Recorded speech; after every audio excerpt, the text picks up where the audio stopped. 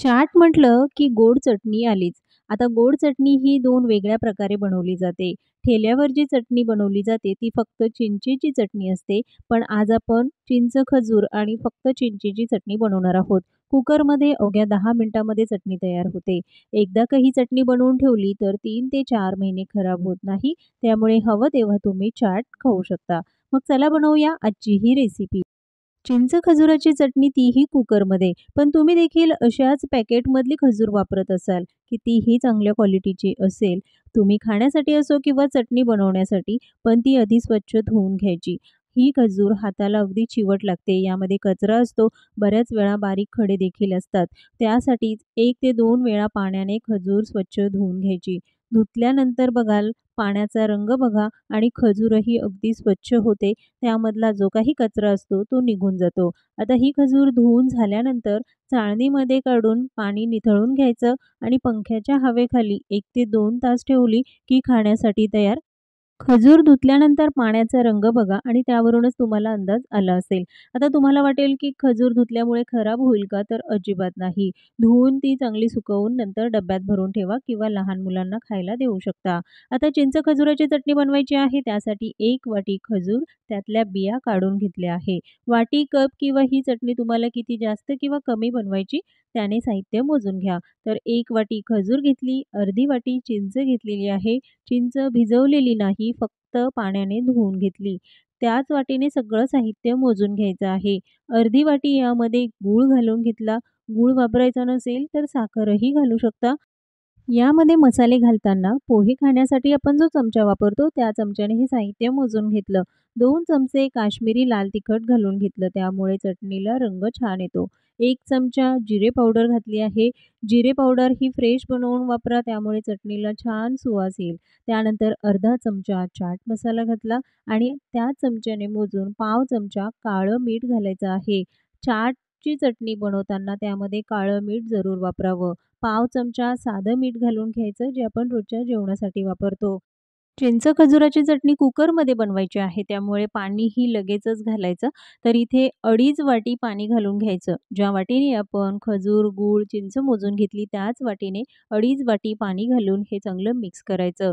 कुकरमध्ये चटणी बनवल्यामुळे अगदी 10 मिनिटात ही चटणी तयार होते.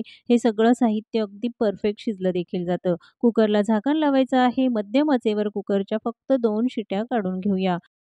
कुकरच्या 2 शिट्ट्या झाल्या की गॅस बंद करायचा आहे. कुकर पूर्ण थंड होऊ द्यायचा आणि त्यानंतरच झाकण काढायचं. म्हणजे वाफेवरही हे साहित्य व्यवस्थित शिजलं जातं. बघाल तर चिंच आणि खजूर अगदी व्यवस्थित शिजली गेली आहे. कुकर पूर्ण थंड होऊ द्यायचा. हे मिश्रण थंड झाल्यावरच मिक्सरवरनं बारीक करून घ्यायचं. कारण ही चटणी अगदी छान बारीक हवी.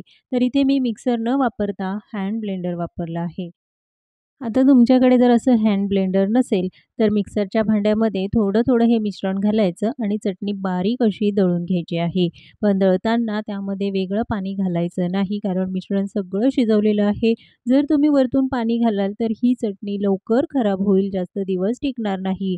हँड ब्लेंडरमुळे अगदी 2 ते 3 मिनिटामध्ये मस्त अशी ही चटणी बारीक झाली. बारीक केलेली ही जी चटणी आहे ती गाळून घ्यायची आहे कारण चिंचेचे त्यामध्ये धागे असतात.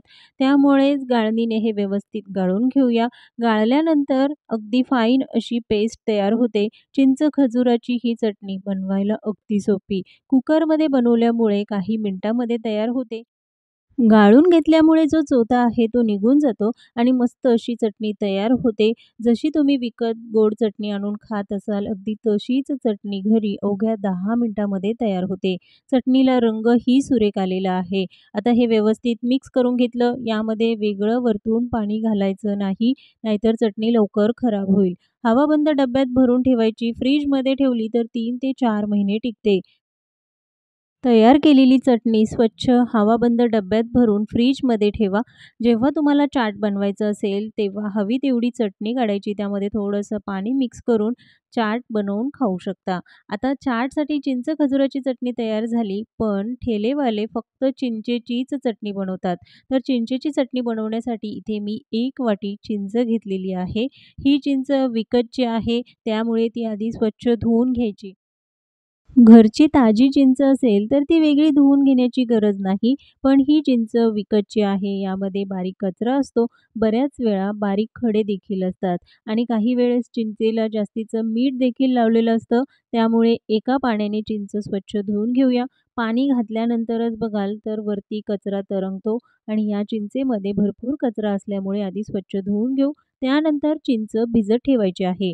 तर चिंच भिजवण्यासाठी 2 वाट्या गरम उकळतं पाणी आहे. हे पाणी चिंचेमध्ये घालून 15 मिनिटं चिंच भिजत ठेवायची. गरम पाणी घातल्यामुळे 15 मिनिटामध्ये चिंच व्यवस्थित भिजली जाते. खूप जास्त वेळही भिजवण्याची अजिबात गरज नाही. गरम पाण्यात चिंच भिजवल्यामुळे लवकर भिजते, वेळ वाचतो आणि कामही सोपं होतं. आता हा चिंचेचा कोळ काढून घ्यायचा. तर हाताने आधी स्मॅश करून घेऊया. त्यानंतर चाळणीमध्ये ठेवून गाळून घ्यायचं. चाळणीतून गाळून घेतल्यामुळे चिंचेमध्ये जे काही बारीक धागे असतात ते निघून जातात आणि अगदी फाईन अशी चिंचेची पेस्ट तयार होते. चिंच व्यवस्थित भिजलेली असेल तर कोळही पटकन तयार होतो. पण जर चिंच भिजलेली नसेल तर मिक्सरच्या भांड्यामध्ये घालून त्याची बारीक पेस्ट करून नंतर ती गाळून घेतली तरी देखील त्याचा कोळ तयार होतो. आता हा चोथा फेकून द्यायचा आहे आणि मस्त असा हा चिंचेचा कोळ तयार झाला. ठेलेवाले किंवा चाट सेंटरमध्ये जी गोड चटणी मिळते ती फक्त चिंचेचीच बनवली जाते. तयार केलेला चिंचेचा पल्प म्हणजे कोळ एका कढईमध्ये काढून घेतला. ज्या वाटीने चिंच मोजून घेतली त्याच वाटीने 1 वाटी साखर घ्यायची आहे. यामध्ये पाव चमचा काळं मीठ घालून घेतलं, पाव चमचा साधं मीठ वापरायचं आहे आणि पाव चमचाच यामध्ये चाट मसाला घातला. चाट मसाला, काळं मीठ, साधं मीठ आणि 1 चमचा यामध्ये घातले आहे जिरे पावडर, 1 चमचा काश्मीरी लाल तिखट घालायचं. त्यामुळे चटणीला रंग सुरेख येतो. आता हे सगळं साहित्य व्यवस्थित मिक्स करून घ्यायचं आहे. साखर व्यवस्थित वितळली म्हणजे आपली ही चटणी तयार झाली. ठेलेवाले देखील अशीच चटणी बनवतात. आता व्यवस्थित मिक्स व्हावं यासाठी गॅस कमी आचेवर ठेवायचा. 1 ते 2 मिनिटं हे मिश्रण व्यवस्थित मिक्स करून हलकंसं गरम करून घ्यायचं. ज्यामुळे साखरही लवकर वितळली जाईल आणि सगळे मसालेही व्यवस्थित शिजले जातील. याला कोणतीही उकळी काढायची नाही. एकदा का साखर वितळली की गॅस बंद करायचा. मिश्रण थंड होऊ द्यायचं. चटणी थंड झाली की हवाबंद डब्यात भरून ठेवायची. तयार आहे चिंचेची गोड चटणी. ठेलेवाले अशीच चटणी बनवतात. यामध्ये गूळ किंवा साखर ठेलेवाले अजिबात वापरत नाही. स्वस्त आणि मस्त तयार होणारी चिंचेची गोड चटणी. पाणीपुरी असो किंवा समोसा चाट, प्रत्येक चाटमध्ये वापरल्या जाणाऱ्या या 2 प्रकारच्या चटण्या अगदी झटपट तयार होतात. तुम्हाला कशा वाटल्या? कमेंट्समध्ये जरूर सांगा. अशाच नवनवीन रेसिपी बघण्यासाठी चॅनलला सबस्क्राईब जरूर करा. पुन्हा भेटूया एका नवीन रेसिपीसोबत.